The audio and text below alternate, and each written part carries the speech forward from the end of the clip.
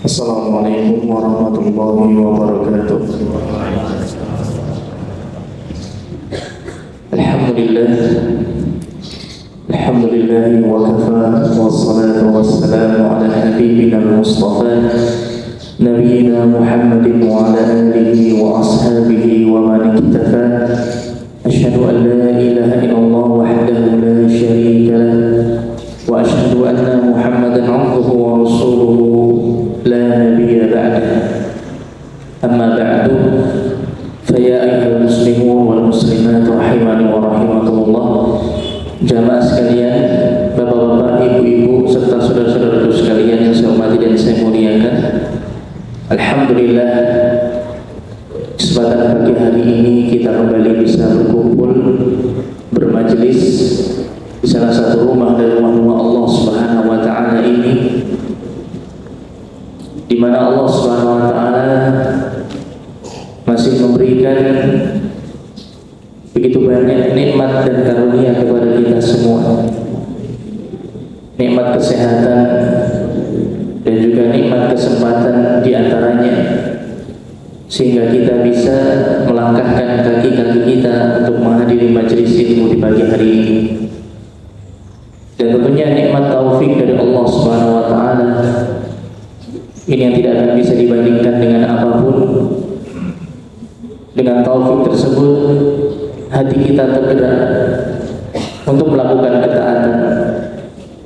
Hati kita tergerak untuk mendatangi majelis ilmu. Maka taufik ini hanya milik Allah Subhanahu wa taala. Hanya Allah yang bisa memberikan taufiknya kepada para hamba. Maka ketika kita termasuk di antara para hamba Allah yang mendapatkan nikmat taufik ini, maka sudah sepantasnya kita bersyukur dan terus kita berupaya menggunakan nikmat-nikmat yang Allah berikan kepada kita untuk ketaatan, sehingga Allah Subhanahu wa taala akan semakin menambah nikmat-nikmatnya kepada kita. La in syakartum la azidannakum wa la in kafartum inna azabi lasyadid. Apabila kalian bersyukur, maka niscaya akan aku tambah nikmat kepada kalian. Namun apabila kalian kufur terhadap nikmatku, sesungguhnya azabku sangatlah pedih. Ma'asyiral muslimin wal muslimat rahimani wa rahimakumullah. Pagi hari ini insyaallah kita akan melanjutkan pembahasan yang bertema tentang tazkiyatun nufus, penyucian jiwa, yang kita ambil pembahasannya dari risalah yang berjudul Ashrul Qawaid fi Tazkiyatin Nafs, 10 kaidah dalam penyucian jiwa. Dan kita akan masuk pada kaidah yang kelima pada pagi hari ini insyaallah taala.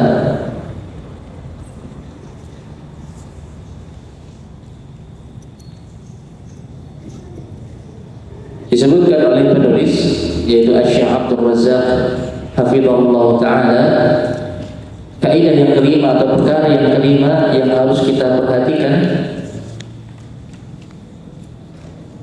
apabila kita ingin mensucikan jiwa kita. Beliau sebutkan sebuah kaidah yang agung, kaidah yang penting yang harus kita senantiasa ingat-ingat, yaitu kaidah takhliyah wa tahliyah. Takhliyah itu artinya mengosongkan sesuatu, membersihkan sesuatu. Adapun tahliyah ini maksudnya adalah mengisi atau menghiasi sesuatu. Jadi ini kaidah dalam tazkiyatun nafs. Bahkan kaidah dalam setiap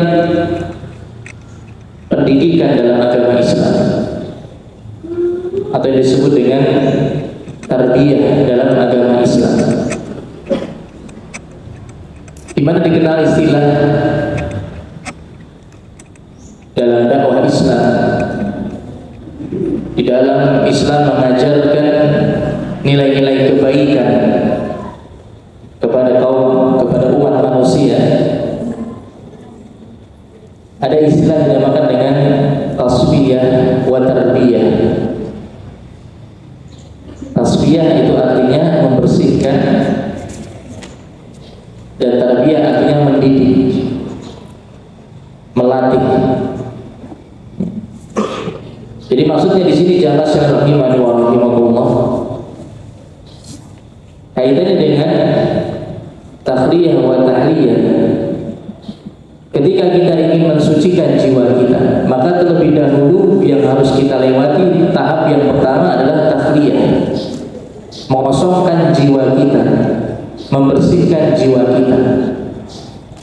Maksudnya mengosongkan jiwa kita dari semua kotoran-kotoran, dari semua keburukan, dari semua perkara yang bisa merusak jiwa tersebut.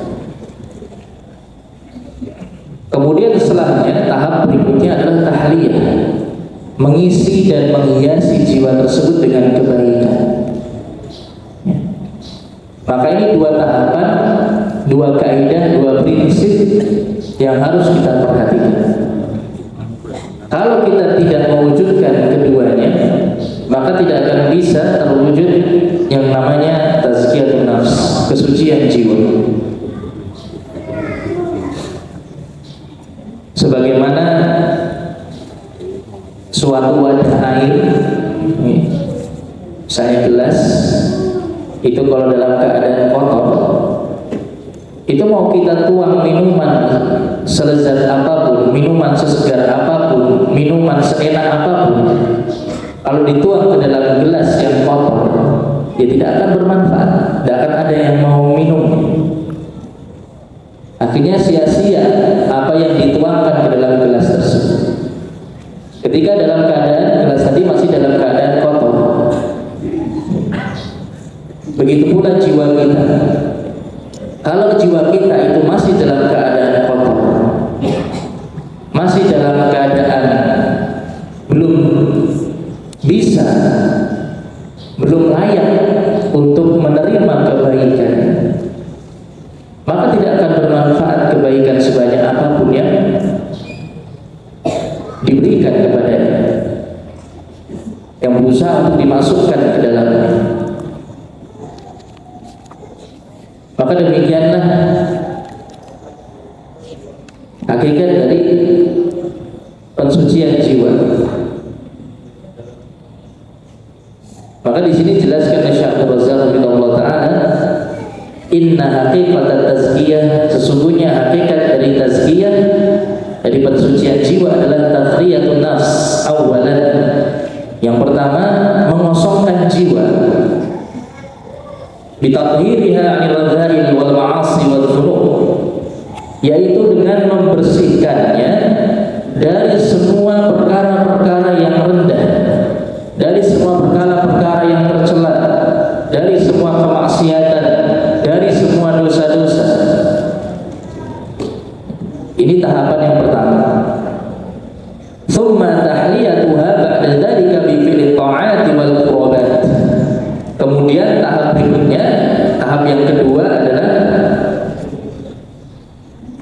menghiasi atau mengisi jiwa tersebut dengan perbuatan-perbuatan atau amalan-amalan ketaatan yang mendekatkan dirinya kepada Allah Subhanahu wa ta'ala. Baru ketika itu jiwa tadi bisa menjadi suci. Maka demikianlah jamaah sekalian rahimani wa rahimakumullah. Ya. Jadi perkara pertama yang harus kita perhatikan apabila kita ingin mensucikan jiwa kita adalah kita berupaya untuk membersihkan jiwa kita terlebih dahulu. Dari taubat artinya bertaubat, mohon maaf, bertaubat kepada Allah Subhanahu wa taala itu merupakan perkara yang harus senantiasa kita kedepankan, yang harus senantiasa kita lakukan. Akan tiap hari kita harus bertaubat kepada Allah Subhanahu wa taala. Kita harus mohon ampun kepada Allah atas semua dosa-dosa kita, supaya hati kita, jiwa kita itu bisa senantiasa bersih dari noda-noda dosa, dari kotoran-kotoran kemaksiatan. Dan tentunya kita bertaubat dengan taubatan nasuh, taubat yang sungguh-sungguh. Kita benar-benar memohon ampun kepada Allah Subhanahu wa taala atas semua kesalahan-kesalahan yang kita lakukan.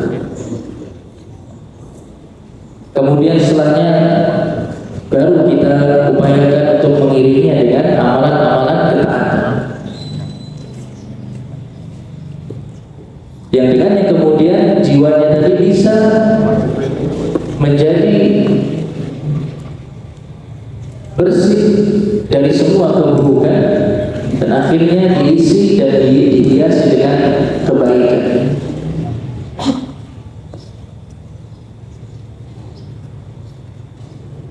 Jamaah sekalian rahimahullah, sebagaimana tadi saya sampaikan di depan, dalam Islam dalam mengajarkan kebaikan kepada umat manusia itu juga melalui dua tahapan, tasfiyah dan tarbiyah. Istilahnya adalah tasfiyah dan tarbiyah. Tasfiyah ini maksudnya membersihkan manusia dari semua noda-noda keburukan, dari semua nilai-nilai yang itu bertentangan dengan kebaikan, mulai dari kesyirikan, kemaksiatan, akhlak yang buruk, dan keburukan-keburukan, kejelekan-kejelekan lainnya. Itu berupaya untuk dibersihkan dari umat manusia. Maka oleh karena itu, dakwah yang pertama kali diserukan oleh Rasulullah Sallallahu Alaihi Wasallam kepada kaumnya, kepada kaum Quraisy, adalah ucapan La ilaha illallah. Tidak ada Tuhan yang berhak disembah selain Allah. Tidak ada Tuhan yang benar selain Allah. Itu yang terlebih dahulu disampaikan, karena itu merupakan pondasi atau inti dari pensucian jiwa, dari pembersihan hati manusia dari semua keburukan-keburukan. Manusia diajak untuk meninggalkan kesyirikan, yang itu merupakan dasar dari semua keburukan. Jadi kesyirikan itu merupakan asas dari semua keburukan. Kalau kesyirikan itu sudah terjadi, maka bentuk keburukan-keburukan lainnya itu juga pasti akan terjadi. Karena kesyirikan itu merupakan keburukan yang paling puncak, keburukan yang paling buruk, dosa yang paling besar. Sehingga ketika manusia sudah terjatuh ke dalam perbuatan kesyirikan, maka perbuatan dosa-dosa yang lainnya itu juga akan dilakukan, akan terjadi. Begitulah keadaan kaum jahiliyah dahulu. Karena kesyirikan telah mengakar dalam kehidupan mereka, karena kesyirikan sudah menjadi bagian dalam kehidupan mereka, akhirnya semua jenis bentuk kemaksiatan dan perbuatan dosa mereka lakukan. Semua akhlak-akhlak yang buruk, akhlak-akhlak yang rendah, itu ada pada diri mereka. Maka kemudian Rasulullah pun diutus untuk membersihkan umat manusia dari semua itu, membersihkan semua kotoran-kotoran, semua keburukan-keburukan, semua kegelapan-kegelapan yang ada dalam hati manusia, yang ada di dalam jiwa manusia. Beliau fokus mendakwahkan tauhid dalam kurun waktu 10 tahun yang pertama dalam dakwah beliau di kota Mekah. 10 tahun beliau hanya menyampaikan tentang tauhid, yang intinya membersihkan manusia dari noda kesyirikan dan kemaksiatan yang lainnya. Kemudian setelahnya Di tahun ke-11 kenabian beliau, baru kemudian beliau pun mendapatkan perintah sholat dalam peristiwa Isra Mi'raj. Baru kemudian kaum muslimin diajak untuk melakukan ketaatan, bentuk ibadah khusus dan merupakan salah satu dari rukun Islam, menjadi tiang dari agama ini, yaitu ibadah sholat. Setelah kaum muslimin mereka dibersihkan hati mereka, disucikan jiwa mereka dari segala keburukan, maka kemudian mereka siap untuk menerima nilai-nilai kebaikan. Mereka siap untuk melakukan amalan-amalan ketaatan. Mereka siap untuk mendekatkan diri kepada Allah Subhanahu wa taala. Akhirnya diperintahkanlah sholat 5 waktu. Ketika itu tidak ada perintah ibadah yang lainnya kecuali hanya sholat 5 waktu. Kemudian berlangsung 3 tahun setelahnya beliau hijrah ke Madinah. Setelah beliau hijrah ke Madinah, baru kemudian turun perintah-perintah syariat yang lainnya, berupa zakat, puasa, haji dan yang lainnya. Demikian jamaah sekalian rahimakumullah, tahapan Rasulullah dalam berdakwah. Terlebih dahulu membersihkan jiwa-jiwa manusia. Karena jiwa manusia kalau tidak terlebih dahulu dibersihkan, mereka tidak akan bisa menerima nilai-nilai kebaikan. Mereka tidak akan bisa menerima nilai-nilai kebenaran. Mereka tidak akan bisa menerima tauhid. Mereka tidak akan bisa menerima akhlak-akhlak yang mulia, nilai-nilai kebaikan yang diajarkan dalam Islam.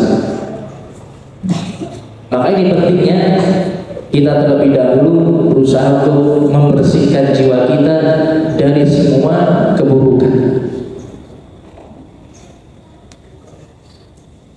Kama qala ta'ala, sebagaimana Allah Subhanahu wa taala berfirman, "Khudz min amwalihim shadaqatan tutahhiruhum wa tuzakkihim biha wa shalli 'alaihim." Khudz, ambillah min amwalihim, dari harta mereka, shadaqatan, sedekah. Tapi yang dimaksud sedekah di sini adalah sedekah yang wajib atau zakat. Ambillah zakat dari harta-harta mereka, tutahhiruhum, yang dengannya engkau membersihkan mereka, wa tuzakkihim biha, dan mensucikan mereka, wa shalli 'alaihim, dan doakanlah kebaikan untuk mereka. Maka jamaah sekalian rahimani wa rahimakumullah, di dalam ayat ini Allah menyebutkan tathhir dan tazkiyah. Ya, yang dimaksudkan dengan membersihkan di sini ini merupakan isyarat dari tahapan yang pertama, yaitu tahliyah. Jadi zakat yang dikeluarkan oleh seseorang itu yang pertama itu untuk membersihkan dirinya dari semua dosa-dosa. Di zakat itu bisa membersihkan seorang hamba dari dosa-dosa yang pernah dia lakukan. Selain juga membersihkan hartanya dari semua unsur-unsur yang itu bisa saja menjadi sebab hilangnya keberkahan dari hartanya. Kemudian selanjutnya wa tuzakkihim biha, dan engkau mensucikan mereka. Maka mensucikan di sini merupakan isyarat dari Allah Subhanahu wa taala kepada tahapan yang kedua, yaitu tahliyah, menghiasi, mengisi. Itu maksudnya setelahnya engkau pun mensucikan mereka, menghiasi mereka dengan keutamaan-keutamaan, dengan perkara-perkara yang utama, dan dengan nilai-nilai kebaikan. Wa taqdim at-tathhir 'ala tazkiyah min babi taqdim at-tahliyah 'ala at-tahliyah. Maka dalam ayat ini Allah Subhanahu wa taala mengedepankan bentuk tathhir, membersihkan, dibandingkan tazkiyah, mensucikan. Ini merupakan bentuk mendahulukan tahliyah dan dibandingkan dengan tahliyah. Yaitu didahulukan tahliyah, mengosongkan, membersihkan terlebih dahulu jiwa seorang hamba, kemudian setelahnya baru disucikan, yaitu dengan dihiasi dan diisi dengan nilai-nilai kebaikan. Jadi ini jamaah rahimani wa rahimakumullah, dalam syariat zakat itu terdapat hikmah, terdapat rahasia dalam perkara ini, di mana zakat yang dikeluarkan oleh seorang hamba itu pertama akan membersihkan dirinya dari dosa-dosa, membersihkan hartanya dari perkara-perkara yang syubhat atau bahkan perkara-perkara yang haram. Kemudian yang kedua, zakat tersebut akan menjadikan jiwanya terisi, terhiasi dengan nilai-nilai kebaikan, dengan perkara-perkara yang utama, sehingga zakat disebut dengan ibadah zakat disebut dengan zakat yang berasal dari kata at-tazkiyah, atau kata tazkiyah itu ada hubungannya dengan kata zakat, yang artinya mensucikan, membersihkan dan mensucikan. Orang yang mengeluarkan zakat disebut dengan muzakki, orang yang melakukan tazkiyah, orang yang berupaya untuk mensucikan, membersihkan dan mensucikan dirinya. Maka ini rahasia di balik ibadah zakat. Sehingga ibadah zakat ini merupakan ibadah maliyah yang paling dicintai oleh Allah Subhanahu wa taala. Ibadah dengan harta yang paling dicintai oleh Allah Subhanahu wa taala. Sehingga dijadikan sebagai salah satu rukun Islam setelah sholat. Sholat zakat itu disebutkan secara beriringan dalam banyak tempat di dalam Al-Quran.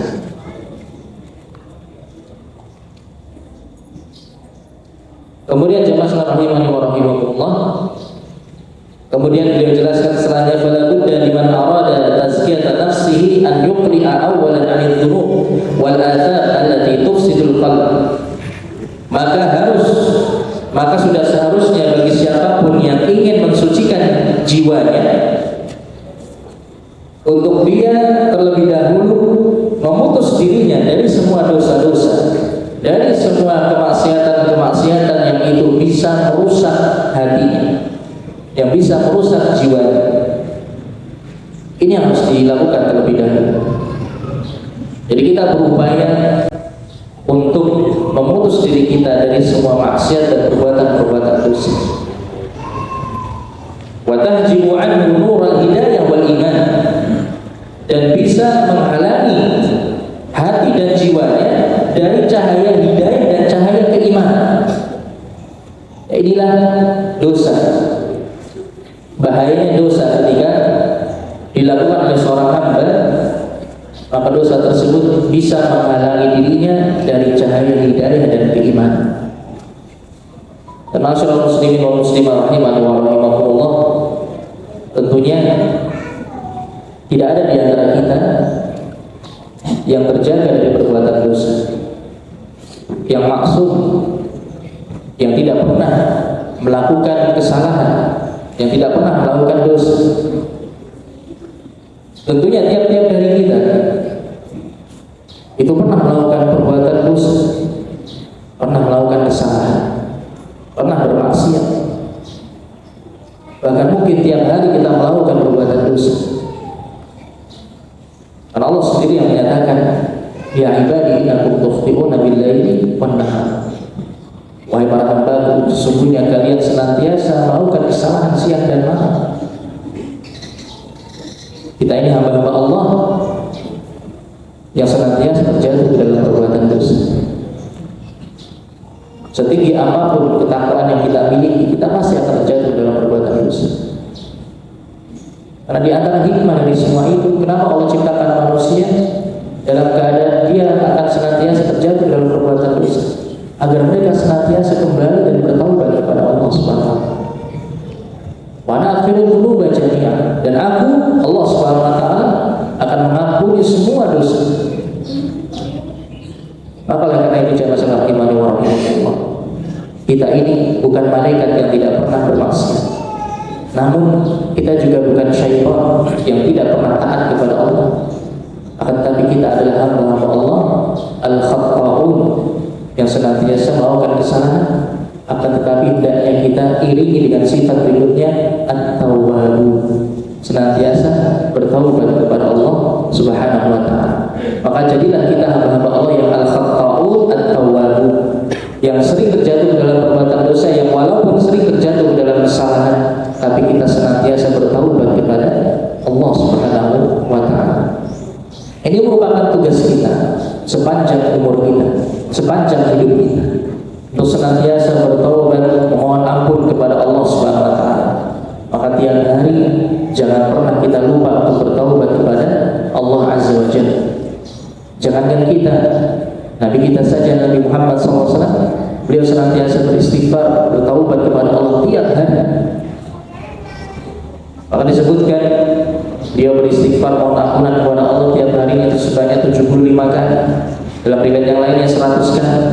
Dan itu tidak hanya sekedar beliau beristighfar dengan lisan, tapi beliau benar-benar menghadirkan hati beliau bertaubat memohon ampun kepada Allah Subhanahu wa taala. Ini beliau yang sudah dijamin masuk surga, yang sudah dijamin diampuni dosa-dosanya yang telah lalu maupun yang akan datang. Maka tentunya kita lebih layak lagi, lebih pantas lagi untuk banyak-banyak bertaubat dan memohon ampunan kepada Allah Subhanahu wa taala. Sehingga diharapkan jiwa kita ini akan senantiasa terkondisikan dalam kondisi siap untuk menerima cahaya hidayah dan siap untuk menerima cahaya keimanan, sehingga jiwa kita pun bisa menjadi suci, jiwa kita bisa menjadi bersih, dan di sana akan terhiasi dengan nilai-nilai kebaikan. Kama qala Nabi sallallahu alaihi wasallam, maka terkait dengan bahayanya dosa tadi, di mana dosa tersebut bisa merusak hati dan bisa menghalangi hati dari cahaya hidayah dan cahaya keimanan. Ini sebagaimana sabda Rasulullah sallallahu alaihi wasallam dalam sebuah hadis, innal abda idza akhta khati'atan nukitat fi qalbihi nuqtatun sauda. Sungguhnya seorang hamba ketika melakukan suatu perbuatan dosa, maka akan muncul pada hatinya itu satu titik hitam. Akan muncul pada hatinya satu titik hitam, yang itu tidak bisa dilihat tentunya. Kalau mau pakai alat canggih sekalipun untuk memeriksa bagian organ dalam manusia, itu nggak akan nampak titik hitam tersebut. Tapi nyatanya itu ada, dan itulah yang akan menutupi hati tersebut. Semakin banyak titik-titik hitam tadi, maka akan semakin tertutup hati tersebut, akan semakin gelap hati tersebut, sehingga cahaya hidayah, cahaya keimanan yang datang padanya tidak akan bisa masuk ke dalam hati tersebut. Dan Rasulullah mengatakan, fa'idha huwa naza'a wastaghfar wa taba suqila qalbuhu. Akan tetapi apabila dia memutus dirinya dari perbuatan dosa tersebut, dia beristighfar, dia memohon ampunan kepada Allah, wa taba, bertaubat kepada Allah, suqila qalbuhu, maka hatinya akan kembali bersih. Hatinya akan kembali bersih. Jadi noda-noda hitam tadi akan hilang dari hati. Maka ini tadi pentingnya kita senantiasa bertaubat kepada Allah Subhanahu wa taala. Kemudian beliau melanjutkan, wa in 'ada zida fi hatta ta'lu qalbahu. Rasulullah mengatakan wa in 'ada. Namun apabila dia mengulang kembali perbuatan dosa, atau dia melakukan perbuatan dosa yang lainnya, maka akan bertambah titik-titik hitam tersebut, noda-noda hitam tersebut, hatta ta'lu qalbahu, hingga akhirnya menutupi hatinya. Hingga akhirnya noda-noda hitam tersebut akan menutupi hatinya. Wa huwa ar-ran alladzi dzakara Allah Ta'ala. Itulah yang dimaksud dengan ar-ran yang Allah sebutkan dalam surat Al-Mutaffifin. Kalla bal rana ala qulubihim ma kanu yaksibun. Kalla bal, sekali-kali tidak. Bahkan rana ala qulubihim ma kanu yaksibun. Apa yang mereka lakukan di dunia telah menutupi hati mereka, telah menjadikan hati mereka tertutup dari cahaya hidayah, dari cahaya keimanan, sehingga akhirnya keadaan hati mereka itu bagaikan, Rasulullah menyampaikan dalam riwayat yang lainnya, jadilah hati tersebut bagaikan wadah air atau cangkir yang tertelungkup, gelas yang tertelungkup. Gelas dibalik, kita tuang air, tidak akan bisa masuk dalam gelas tersebut. Al-Quzi Mujahiyah, bagikan gelas atau cangkir yang tertelungkup. La yakrifu ma'rufan wa la yukiru munkar. Ya, akhirnya dia tidak akan bisa mengenali perkara yang ma'ruf dan dia tidak akan mengingkari perkara yang munkar. Ini akhirnya jamaah sekalian rahimahullah. Akhirnya dia tidak bisa mengenali perkara yang ma'ruf, perkara kebaikan. Bahkan bisa jadi akan berbalik perkaranya bagi dirinya. Yang ma'ruf yang dianggap munkar, yang munkar dianggap ma'ruf. Inilah seorang hamba ketika hatinya sudah tertutupi dengan kotoran-kotoran noda-noda dosa, sehingga akhirnya dia tidak bisa mengenali mana yang hak, mana yang batil. Maka ini jamaah sekalian rahimahullah, ini yang harus kita perhatikan dalam upaya kita untuk mensucikan jiwa kita. Maka setelah dia berupaya untuk membersihkan jiwanya, membersihkan hatinya dari noda-noda maksiat, dari noda-noda dosa, thumma yujahidu nafsahu 'ala al-istikthar min as-salihat. Kemudian ini lanjutan penjelasan dari Syekh Abdul Razak. Kemudian dia pun setelahnya berupaya untuk mujahadah, untuk melawan jiwanya, melawan dirinya agar memperbanyak amalan-amalan saleh, untuk memperbanyak amalan-amalan saleh allati tazku biha nafsuhu, yang dengannya jiwanya akan menjadi suci, menjadi bersih jiwanya. Kama qala ta'ala, sebagaimana Allah Subhanahu wa taala berfirman walladzina jahadu fina lanahdiyannahum subulana wa innallaha lama'al muhsinin. Dari surat Al-Kahf ayat yang ke-69, walladzina jahadu fina, dan orang-orang yang berjihad, berjuang di jalan kami, berjuang di jalan ketaatan kepada Allah Subhanahu wa taala, lanahdiyannahum subulana, maka sungguh kami akan tunjukkan kepada mereka jalan-jalan kami, jalan-jalan yang mendatangkan ridha Allah Subhanahu wa taala, jalan-jalan yang akan menghantarkan kepada surga Allah Subhanahu wa taala. Wa innallaha lama'al muhsinin, dan sesungguhnya Allah senantiasa bersama orang-orang yang berbuat kebaikan. Maka ini jamaah sekalian rahimahullah, inilah hakikat dari tazkiyatun nafs, pensucian jiwa, yaitu harus melewati dua tahapan. Tahapan yang pertama tahapan tahliyah, yaitu membersihkan, mengosongkan jiwa dari keburukan-keburukan, dari noda-noda maksiat, noda-noda dosa. Kemudian yang kedua adalah tahliyah, mengisi dan menghiasi jiwa tersebut dengan kebaikan.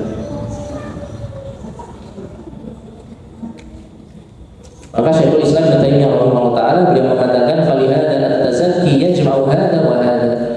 Oleh karena itu jadilah tazkiyatun nafs itu mengumpulkan ini dan ini. Maksudnya ini yang pertama adalah at-takhriyah dan yang kedua adalah at-tahliyah.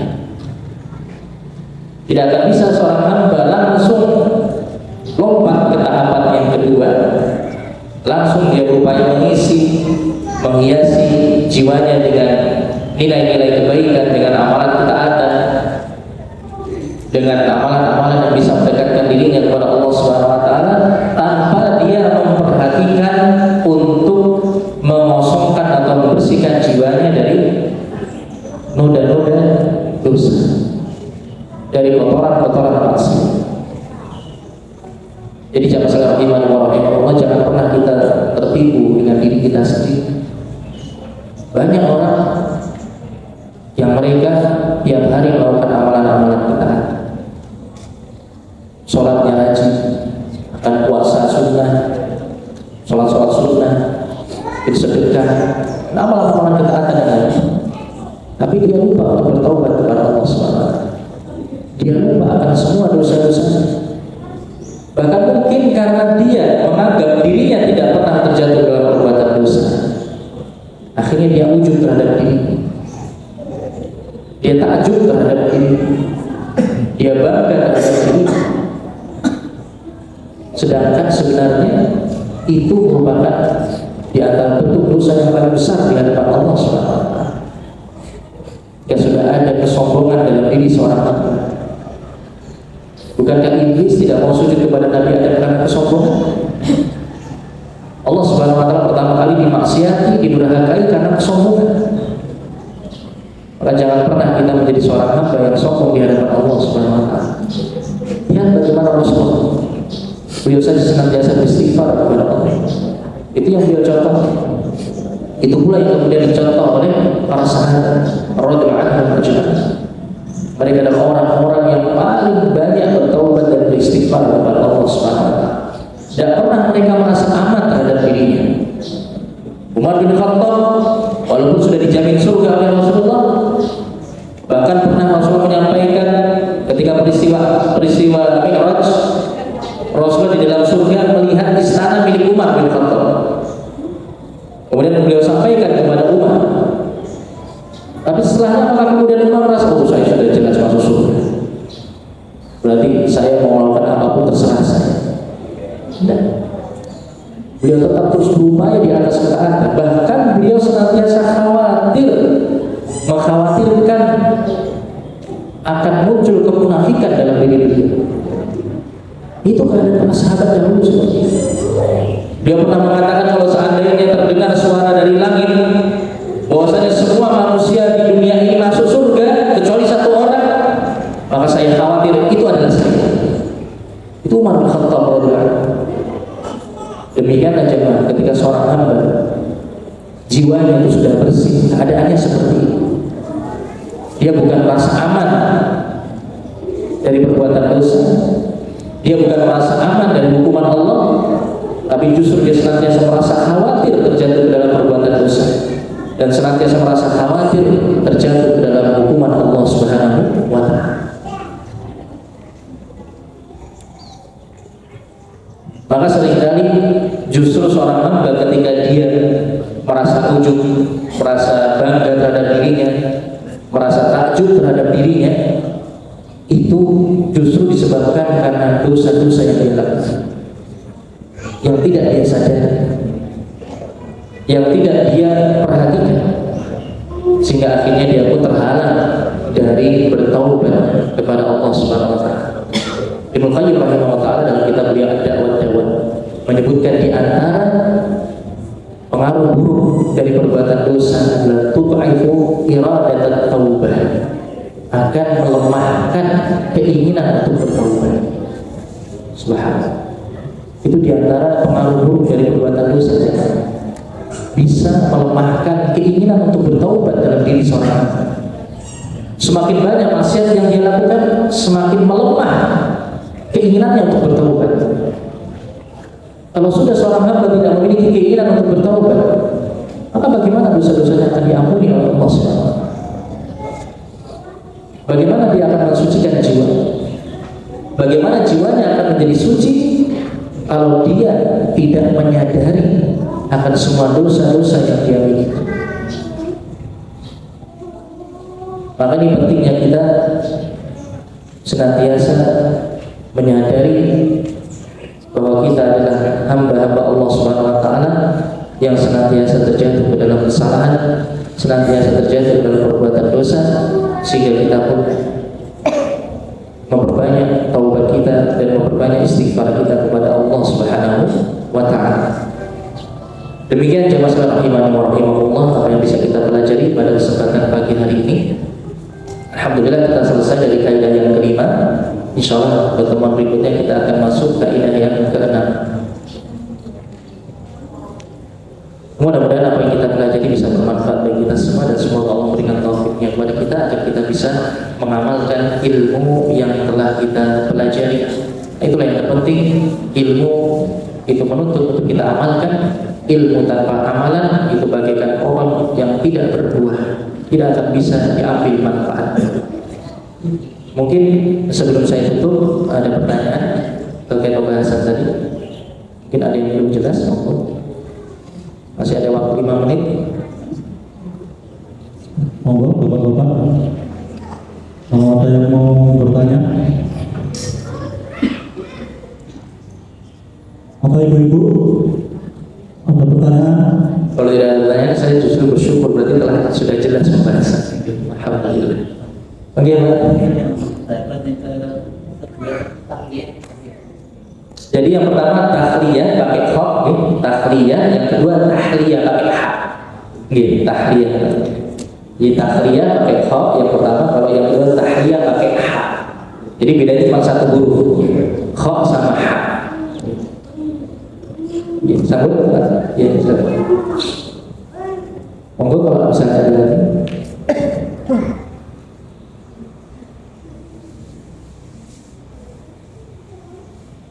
Kalau misalnya tidak ada pertanyaan, mungkin saya cukupkan dulu sampai di sini.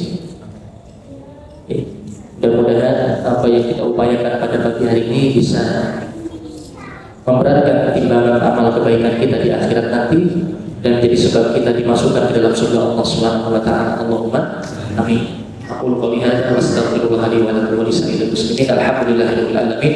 Wassallallahu ala nabiyyina Muhammadin wa ala alihi wa ashabihi ajma'in. Subhanakallahumma wa bihamdika asyhadu an la ilaha illa anta astaghfiruka wa atubu ilaik. Assalamualaikum warahmatullahi wabarakatuh.